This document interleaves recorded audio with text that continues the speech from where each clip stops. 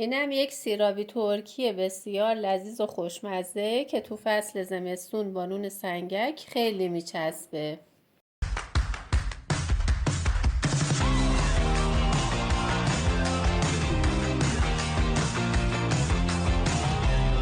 سلام عزیزای دلم، به کانال خودتون خوش اومدید. اگر این مدل آموزش ها براتون مفید هست کانال ما رو سابسکرایب کنید، برای دکمه زنگوله کلیک کنید تا از آموزش های بعدی ما هم با خبر بشید. برای تهیه آبگوشت سیرابی من از سیرابی گوساله استفاده کردم. سیرابی گوساله رو انتخاب کردم به دلیل اینکه گوشتی تر هست و خوشمزه تر میشه آبگوشتش. سیرابی ها رو ما به این صورت برش میزنیم، به صورت لقمه‌ای، نه تیکه های خیلی بزرگ باشه که زمانی که میپزه براتون دردسر بشه و مجبور باشید با قیچی کوچیک کنید، نه خیلی کوچیک باشه. بیشتر برای سیرابی ترکی هم از همین سیرابی گوساله استفاده میشه. توی یک ظرف میچینیم، یک مقداری آب سرد بهش اضافه میکنم، یک مقداری سرکه سفید میریزم روی سیرابی ها و یک مقداری هم نمک و جوش شیرین. این باعث میشه اگر میکروب یا سیاهی و چرکی داشته باشه سیرابی از سیرابی گرفته بشه و آبگوشت خوش رنگی به ما بده. یک مقداری هم جوش شیرین رو من میپاشم روش و میگذارم به مدت 20 دقیقه داخل این سرکه و جوش شیرین بمونه و هم ضد عفونی بشه و هم اگر آب چرک یا سیاهی داشته باشه از سیرابی خارج بشه.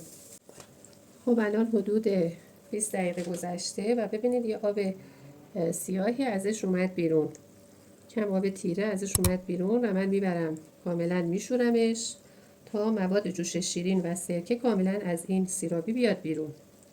خب من کاملا سیرابی ها رو یکی دو تا آب شستم، گذاشتم توی آبکش کاملا آبش خارج بشه، آب اضافهش، و آماده طبخ بشه.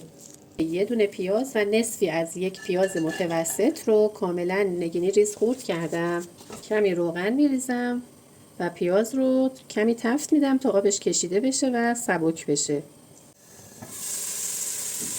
خب یک مقداری کمی که پیازمون تفت خورد و بوی عطرش در اومد به همین اندازه براش کافیه. 2-3 دقیقه، در حد 2-3 دقیقه با شعله ملایم تفت خورده و نمیخوام خیلی پیاز حالت پیاز داغی رو خودش بگیره و خشک بشه. حالا من این سیرابی هایی که شستم و گذاشتم تو سبد آبش تفته به پیازها اضافه میکنم، کمی هم با این پیازها تفت میدم. میزان سیرابی که من گرفتم یک بسته 1 کیلو و 400 گرمی بوده. حالا شما میتونید هر میزانی که میل دارید بگیرید.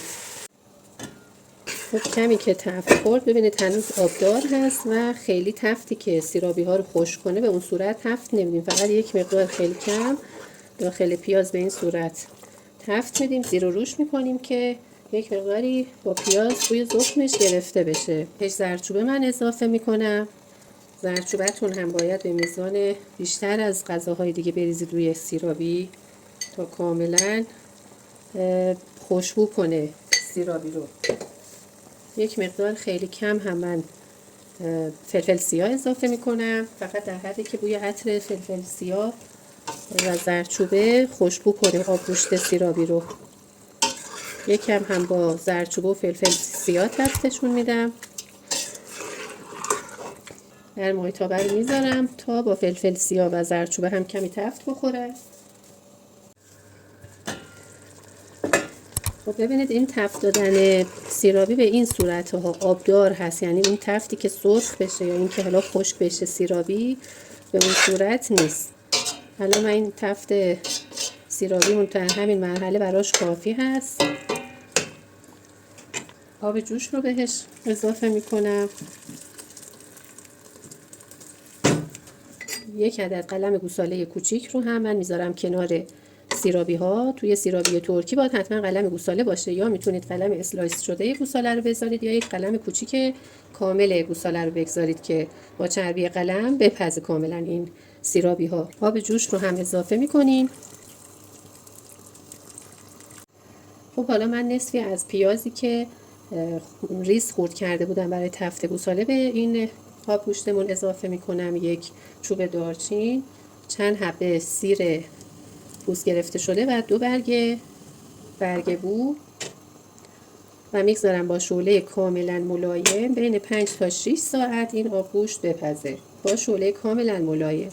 توجه داشته باشید بعضی از دوستان میان سیرابی رو میجوشونن یک آب و آبشو خالی میکنن، بعد این کار رو انجام میدن.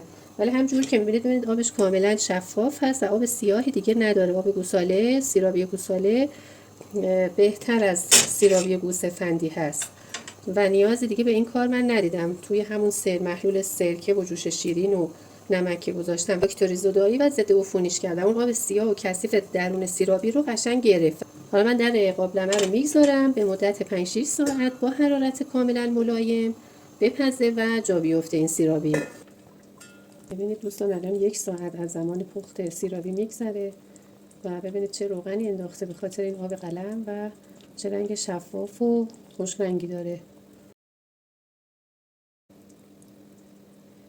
پیاز رو هم من دیگه برمیدارم در قابلمه رو میگذارم با حرارت ملایم کاملا بپزه.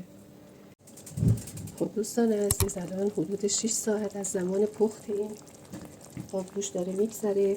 ببینید چقدر آب گوشت شفاف و عالی شده.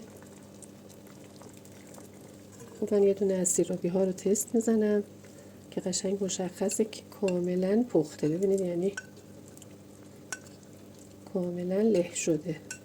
و من به میزانی که مجاز به مصرف نمک هستم نمک رو اضافه میکنم، میگذارم 1 نیم ساعتی هم با نمک کاملا نمک به خورد سیرابی و آب گوشت بره و در آخر هم من به میزان 1 نوک قاشق چایخوری دارچین رو میریزم روی روغن قلم به این صورت و در قابلمه رو میگذارم.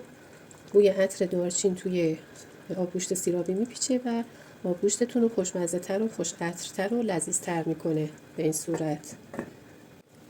این الان حدود 1 ربع گذشته و این دارچینمون هست و بوی عطرش هم واقعا پیچیده توی قابلمه. این یه شگرد خیلی عالی هست برای دوستانی که از بوی آبگوشت سیرابی خوششون نمیاد. قلممون رو از آبگوشت خارج میکنیم. اینقدرم پخته که دیگه واقعا کلاژه می‌خوری.